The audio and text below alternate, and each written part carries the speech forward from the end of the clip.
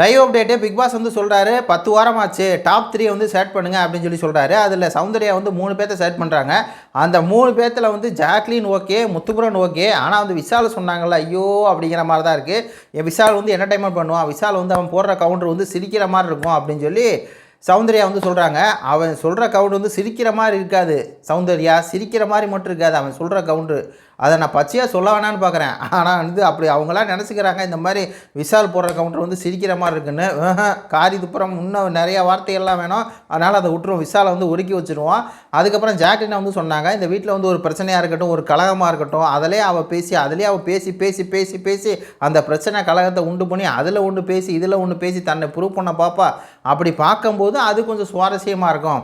அதனால ஜாக்லினை சொல்கிறேன் அப்படின்னு சொன்னாங்க. அது 100க்கு 100 உண்மை தான். ஜாக்லின் வந்து ஒரு பிரச்சனை பண்ணோம், அந்த பிரச்சனையை பற்றி பேசும், இல்லைன்னா எவன் பிரச்சனையாவது எடுத்து தான் தோளில் போட்டு தானும் அந்த பிரச்சனையில் போகணும் அப்படிங்கிற மாதிரி ஒரு வேலையை பார்க்க முடியாது. அதை வந்து சொல்லிடுச்சு, நல்லா இருந்துச்சு.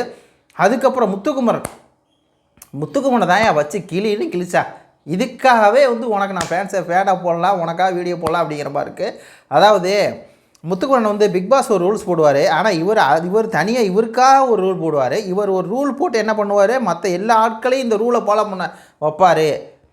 அந்த ரூலு, அந்த ஸ்ட்ராட்டஜி, இவர் ஒரு ஸ்ட்ராட்டஜியோடு வந்திருக்காரு அப்படின்னு சொல்லி உண்மையாலுமே அவனுடைய முகத்தில் வந்து கிழிக்கணும். ஏன்னா அவன் என்ன பண்ணியிருக்கான் அப்படின்னா, மக்களே வெளியே இருந்தே பார்த்தீங்கன்னா ஒரு குரூப் இவனை வந்து ட்ரெயின் பண்ணியிருக்கு, இப்படி தான் இருக்கணும், அங்கே இப்படி பேசணும், இப்படி இது பண்ணணும், அப்படி இது பண்ணணும் அப்படின்னு சொல்லி ட்ரைனிங் எடுத்துகிட்டு வந்திருக்கான். இப்போ சௌந்தர்யா பார்த்தீங்கன்னா ஒரு ஆர்கானிக்காக இருப்பாங்க, புரியுதுங்களா? ஒரு ஆர்கானிக்காக ஒரு வீட்டில் வந்து எப்படி சௌந்தர்யா இருக்கும் அப்படி இருக்குது.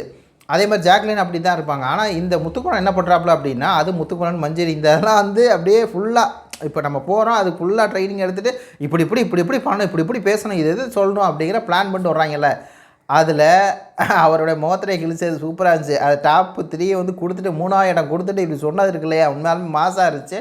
உங்கள் கருத்துக்களை சொல்லுங்கள். நன்றி, வணக்கம்.